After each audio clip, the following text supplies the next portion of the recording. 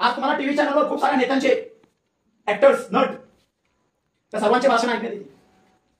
जे हे चालेल काय वीर सावरकरांनी, लोकमान्य टिळक, राजगुरू, सुखदेव काय ह्यांनी पराक्रम केले. होय होय ह्यांनी पराक्रम केले, पण ह्यांनी पराक्रम केलेले झाले 76 वर्ष. 76 वर्ष झाले इंग्रजांनी भारताला सोडून गेले. स्वातंत्र्य भेटला, जनता आनंद झाली, स्वातंत्र्य भेटला, पण या स्वातंत्र्याचा दुरुपयोग झाला. तर या गोष्टीचा सगळ्यांनी विचार केला पाहिजे. नक्की स्वातंत्र्य म्हणजे काय? 4 अक्षरांचा शब्द आहे हा, पण आपल्या देशाला या 4 अक्षरांचा शब्द कुठेतरी हिमाचलाच्या टोकावर नेऊ शकतो. आज कितीतरी देश आहेत जे भारताच्या नंतर स्वातंत्र्य भेटून कुठल्या तरी आज ते शिखरावर आहे.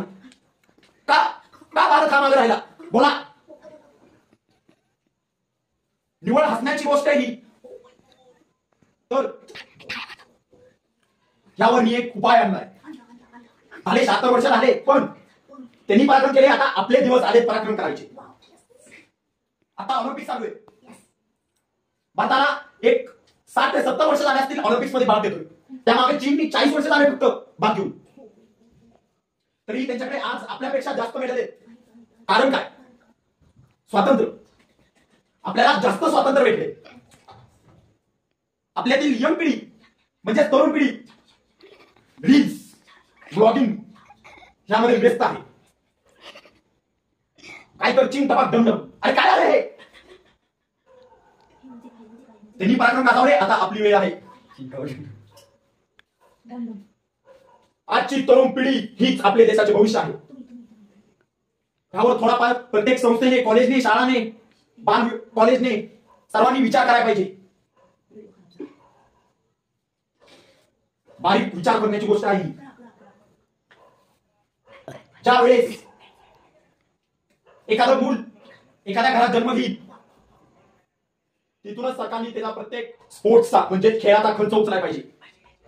भले त्याला खेळामध्ये इंटरेस्ट नसेल, त्याचा नृत्यामध्ये इंटरेस्ट असेल, त्याच्या ऍक्टिंग मध्ये असेल,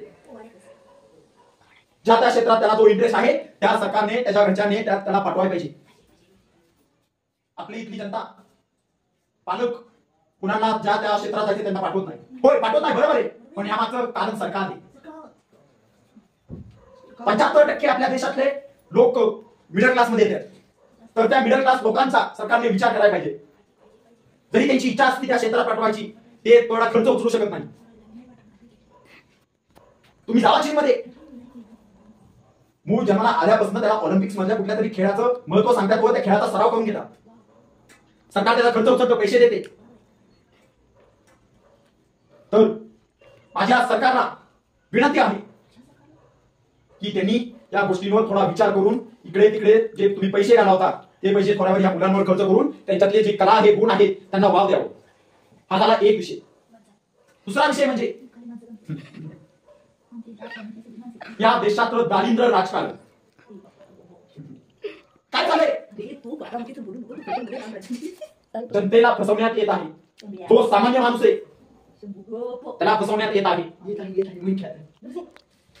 या जनतेतले कष्टाचे कमवलेले, घाम घाललेले जे खिशातला पैसा आहे तो खर्च, ते पैसे हे नेते लोक, सरकार लोक उडवतात. तर तमाम माझ्या जमलेले जनते थोडा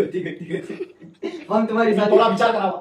तुम्ही मत देताना 100 वेळा विचार करा, हा माणूस कोण आहे, ह्याचं शिक्षण किती, हा भविष्यात 5 वर्षे आपल्याला काय देणार आहे.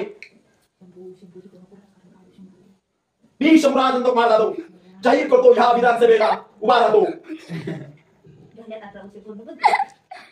माझं चिन्ह असेल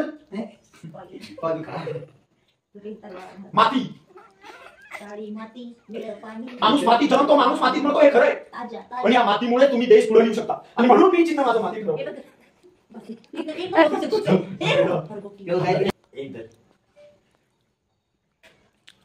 तर तुम्ही जमलेले तमाम जनता ह्या मातीचं बोट बघून, बटन बघून डोळे झाकून वोट करा.